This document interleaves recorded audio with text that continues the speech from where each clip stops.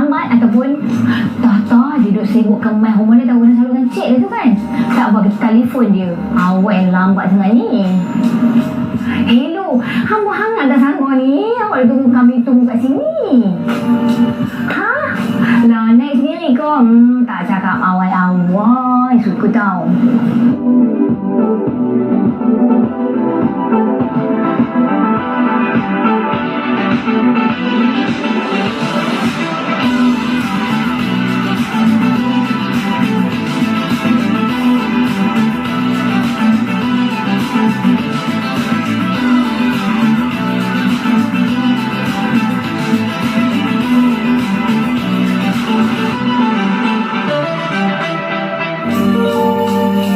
Assalamualaikum, apa khabar? Mesti ramai yang tertanya-tanya kan, rancangan apa ni? Buka-buka TV je ada Cik Tan. Inilah dia rancangan baru My Cik Deco, di mana Cik Tan dan juga tim Cik Tan akan mendekorasi sebuah ruang untuk menjadi lebih cantik, kemas dan teratur. Mungkin you ada ruang yang macam tak tahu dah buat lagu mana, kemas-kemas tak jadi, susu-susu pun tak elok. My Cik Deco.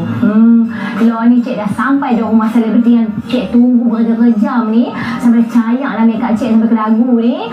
Sampai hati ni suruh Cik naik sini hari tau. Okey, jom. Kami yang baru tidur lagi kau. Doa terima kasih lah sudi main rumah kami yang yang tak seberapa. Okey Rizal, kita dah berapa lama duduk kat sini? Kami duduk di sini dah dekat 7 tahun dah. 7 tahun? Ui, lama tu. Kalau orang ni 7 tahun tu jalan kat sofa lah. Tengah banyak, tengah marah. Tak dapat jalan. Tak dapat jalan kan? Okey, duduk dengan siapa? Kami dah seorang je. Yelah, senang kan? Senang, bujang. Betul, bujang. Tapi untuk rumah yang macam ni sesuai duduk seorang kan? Yes. Dah besar-besar duduk seorang, penat tadi kan? Betul. Jadi, okey, bahagian mana yang Rizal nak Cik Deco ni? Kami sebab hampa pun suka melarang ke kami tahu hampa banyak baju, kami pun banyak baju. So kalau boleh nak minta tolong hampa deco belah bahagian baju. Bahagian baju je? Yes. Sure. Kami kan nak buat satu rumah. Tapi tak apalah, dia minta bahagian baju. Kalau minta satu rumah lagi bagus lah. Tapi kami nak fokus dekat bahagian baju. Okey, kita nak pergi tengok bilik wardrobe. Wah, itu I suka. Kalau banyak-banyak ni obviously sebab Rizal memang suka berfashion, and then Rizal ada banyak gila baju syuting lah, baju pakai pergi event, baju sehari-harian. So memang the most hardest part yang nak kemas adalah ni, susah. Actually, lipat baju ni renyak. Lepas tu kita tak boleh tengok design baju tu. Betul. So kalau kita gantung senang. Nampak. So boleh selak-selak ambil. Tak selak, tak orang kata tak selak. Kalau hamba lipat, nak selak macam mana? Kedot lagi. Nak kena air pula. Betul. Kita dah tengok. Cantiknya frame cermin. Tapi cermin tak ada pun. Mana cermin dia? Cermin pecah. Tapi saya baik kami ada cermin besar ni. Oh iya. Cantik-cantik baju ni tau. Oh, yang paling kami suka ni. Oh, si Kuih. Labu-labu. Ini kami pun suka. Letup kan? Ni hampa sangat. Ya, betul. Tapi kami nak tengok gambar hampa dekat Instagram tu, memang baju-baju hampa yang malah letup. Of course lah pernah kemas. Cuma nak make it organized tu susah lah. Macam kemeja, t-shirt, seluar, kasut pun banyak. So macam pening nak handle. Okay, kelemahan Rizal adalah melipat baju. So I make sure kebanyakan baju-baju hari ni semua bersangkut. So senang bila nak, especially kemeja, kalau nak pakai anytime je you boleh sarung je. Kalau tak memang akan menjadi pulau-pulau di bawah ini.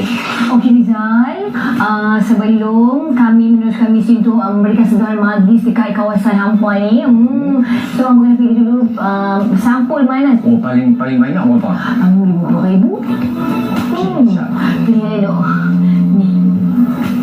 Berapa? Ni mesti 50,000. Tapi kami pilih ni. Awak ambil 10,000 je. Tengok berapa. Berapakah nilainya? Betul lah, tadi pasung selawat baca bismillah. Lupa. Tidak dapat ni kan? Betul lah. Tapi tak apalah, kita betul. Okey, sementara My Cik Deco dan tim Cik ni nak orang kata nak cantik kan Nama cantik wardrobe hampa ni. Hampa pergi dulu ke pergi mandi ke, habis berjalan-jalan tengok monyet dulu ke, pergi makan dulu ke. So kita buat surprise. Okay.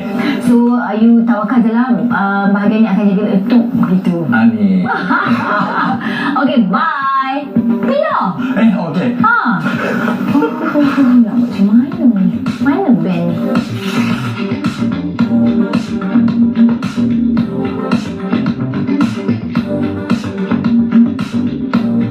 First apa kita nak buat dengan ruang ni? Okay, first apa kita nak buat? Kita kena keluarkan dulu semua. Kita kena, kalau boleh, kita asingkan apa yang perlu dan apa yang tak perlu. Itulah ciri-ciri utama dalam organizing. Yang tak perlu tu apa? Banyak. Tapi kita tanya Rizal jugalah nanti. Banyak ke? Okay, tak apa. Dia baju dia macam letup-letup.